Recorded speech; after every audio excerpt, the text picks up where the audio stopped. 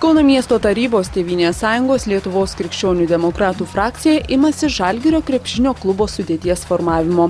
Frakcija išplatino pranešimą, kuriame siūlo dar šį sezoną į Žalgirį pakviesti žaisti Donatą Motiejūną ir Mindaugą Kuzminską, dabar atstovaujančius Aisčių ir Šiaulių klubams. Taip pat siūloma prašyti Lietuvos krepšinio federacijos leidimo šiems krepšininkams bei jau Žalgiryje žaidžiantiems Artūrui Milakniui ir Šarūnui Vasiliauskui LKL bei BBL lygoje atstovauti savo klubams, o Žalgiriui padėti tik Eurolygoje. Išplatintą pareiškimą pasirašė frakcijos seniūnė Edita Gudišauskienė. Idėjas pasiūlė frakcijai priklausantis buvęs krepšininkas Gediminas Budikas. Mes visi veteranai susitikę, pasišnekam visą laiką ir mes aiškiai matom, ko dabar Žalgiriui reikėtų. Būtinai šviežio kraujo, tai būtent mūsų jaunų vyrų, kurie įsilietų ir aš manau duotų rezultatą. Čia yra siūlymas ir politikai išreiškia būtent savo nuomonę, kaip jie, sakykime, mato, kokią mato klubo sudėtį.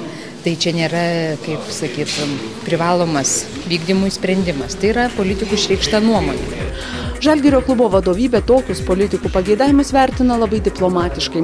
Konservatorių valdoma Kauno miesto savivaldybė tarybos sprendimu Žalgiriui šiais metais skyrė kelių milijonų litų finansinę paramą. Savivaldybė mums yra labai padėjus ir mes vertinam išreikštą jų nuomonę. Kai bus suformuota klubo valdyba, atkreipsime tai dėmesį ir svarstysim tą klausimą. Tuo metu miestą valdančių konservatorių oponentai dėl politikų bandymų formuoti krepšinio klubo sudėtį žodžių į vatą nevynioja. Opozicija net neabejoja, jog tokie konservatorių siūlymai gali būti suprasti kaip spaudimas klubui.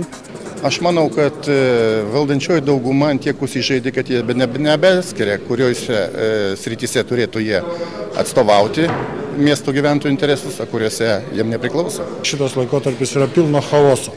Krizė vis tik tai yra visur, galvose irgi. Tarybos nariams kištis į Žalgirio vadovavimą ir patarti, ką išleisti į aikštelę ir kada, ir tai padaryti į priekį. Žinot, šito Lietuvos istorijoje nebuvo. Mes tikrai nepriiminėjom sprendimų ir jokio spaudimo jo labiau nedarome.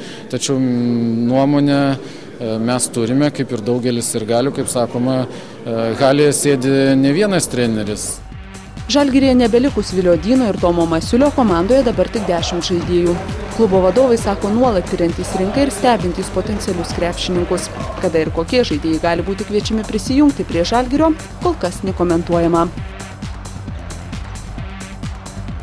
Reporterė Kristina Karlonė, Kaunas.